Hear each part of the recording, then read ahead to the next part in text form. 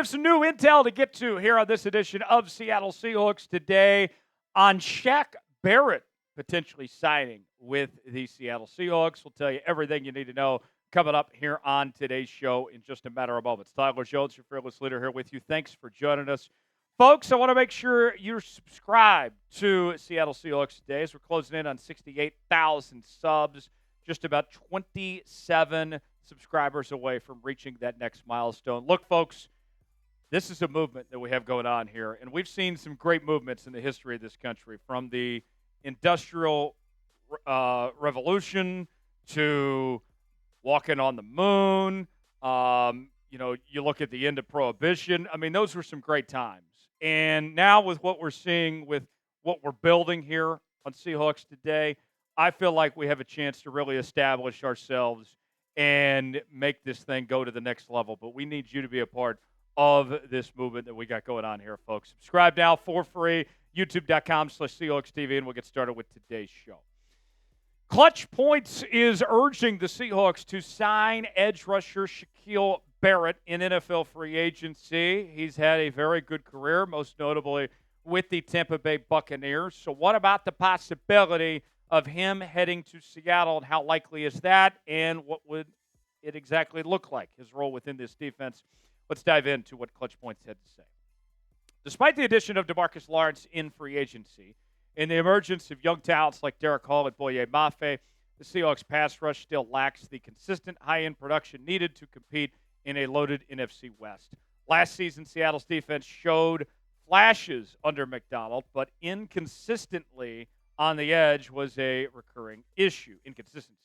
Lawrence, while a proven veteran, is coming off a season marred by injury and is entering his age 33 campaign. Uchenna Nwosu and Hall have shown promise, but neither has established themselves as a true game changer. If you've been watching this show, been a part of this movement for any length of time, then you know one of my favorite things to say is that you can never have too many pass rushers. And when I look at this group, I think that Seattle's got some good options here with DeMarcus Lawrence, with Boye Mafe, Derek Hall, among others here. I mean, Uchenna Nwosu. It's a solid group. But, folks, age and injury is a real concern with these pass rushers. Both of them are a concern for DeMarcus Lawrence. We've seen Uchenna Nwosu struggle to stay healthy over the last two seasons here. I think you need to prepare for the worst. And that's where Shaq Barrett could potentially come in to give you some more depth and potentially step up and be ready to go if something were, God forbid, to happen. More from Clutch Points on this possibility. The Seahawks' defensive philosophy under Macdonald is predicated on versatility, pressure, and depth, rotating multiple edge rushers to keep offenses off balance. Adding another proven veteran like Shaquil Barrett would not only raise the floor of the pass rush, but also provide invaluable leadership for a young defense still searching for its identity. Barrett's versatility, he can rush from either side, stand up, or put his hand in the dirt and even cover tight ends in a pinch, makes him an ideal rotational piece alongside Lawrence, Nwosu, Hall, and Mafe. And this is a Mike Mac guy. We've talked about what he's done with some of these older pass rushers, these reclamation projects of sorts, when you talk about Justin Houston, Jadeveon Clowney, Jason Pierre-Paul, Kyle Van Noy. This would be right along those lines of what Mike Macdonald has worked with, what he's maximized with, and that he's gotten the most out of, finding the fountain of youth for these players. And I think that if anyone can find that for Shaq Barrett, he's come to the right place potentially with working with Mike Macdonald and coming to Seattle. Your chance to be the GM here on Seattle Seahawks today. Should the Seahawks sign Shaquil Barrett? Type S for sign, P for pass. You might get an ad break while the ad's playing. Get your votes in and let us know what you think. Let's tell you more about Shaq Barrett now. Previously with the Bucs, Dolphins, and Broncos, a second-team All-Pro selection in 2019, a two-time Pro Bowler in 2019 and in 2021. And he is also a two-time Super Bowl champion as well. A very impressive resume that he brings to the table. And one thing, too, that I think would make him unique compared to a lot of players in this roster.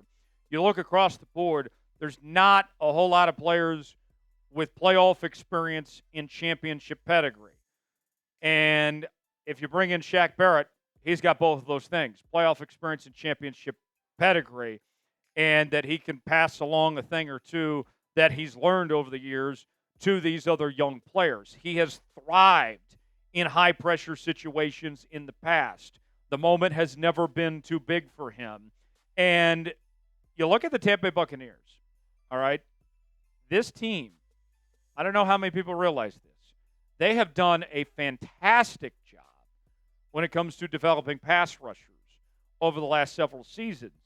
And when you talk to people within the Bucs organization, one of the big reasons why that they feel their pass rush has been so good and that their players have come along nicely was the on-field coaching that they were receiving from Shaq Barrett, that he was a big part of the Bucs' development of these players becoming who they are. Here's a look at the statistics from Shaq Barrett. It has been a while since we've seen him put up really good numbers. You go back to 2021 when he had 10 sacks, 3 forced fumbles, and 1 interception. 2022, he played in just 8 games with 3 sacks. 2023, played in 16 games with 4.5 sacks. Last year was kind of an odd year for him because he kind of stepped back for a bit, spent some time with his family, with the Dolphins, then back to the Bucs. He only ended up playing in 1 game with 1 tackle, but one could argue with the year off, maybe he's just fresh potentially with that being said. The other thing with Shaq Barrett is that he is somebody that plays inspired. He has some lofty goals that he will not achieve, but he will push himself as much as possible as far as he can go to reach said goals. And he said this a while back on what his goals are each and every year.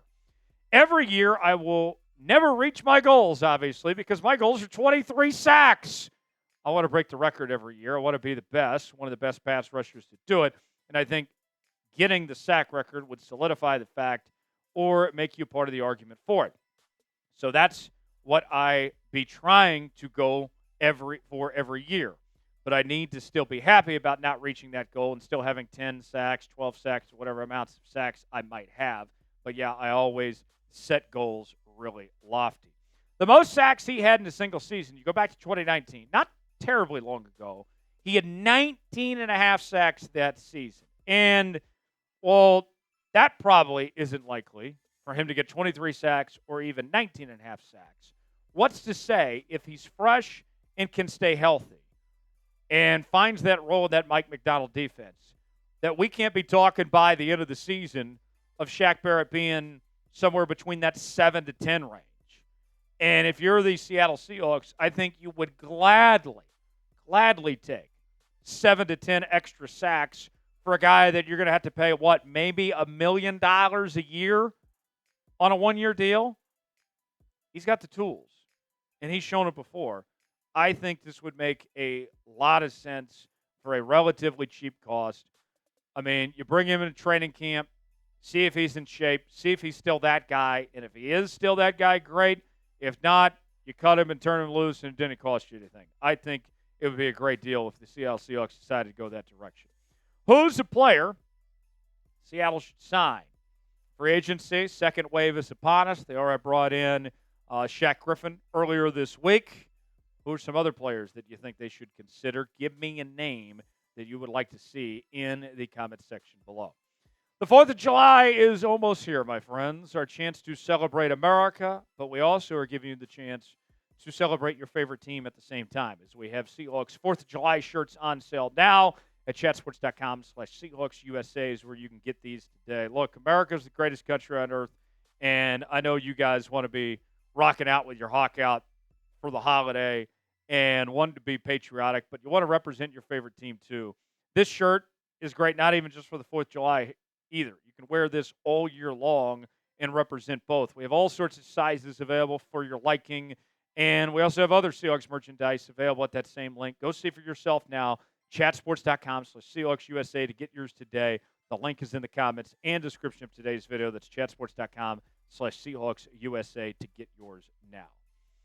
Now, personally, I like this Seahawks defense. I really do. And they took some dramatic steps forward in 2024 from where they were at previously. Mike Macdonald did a remarkable job, particularly in the second half of the season. Things turned around after the trade for Ernest Jones.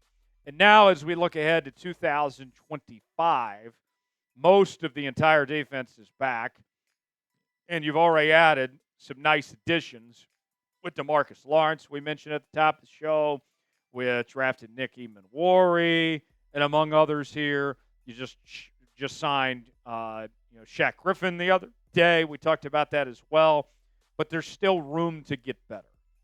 And I think that you look at a guy like Barrett, he's somebody that would come cheap, would be a low risk, and he cannot hurt you whatsoever. And we've seen John Schneider do a really good job over the years of saying, okay, who can I find for cheap that's going to make me a difference maker that can fill that 52nd, 53rd roster spot? And that's what you're looking at Shaq Barrett at this point in his career. And you value every position. You try to find every single spot you can to potentially improve.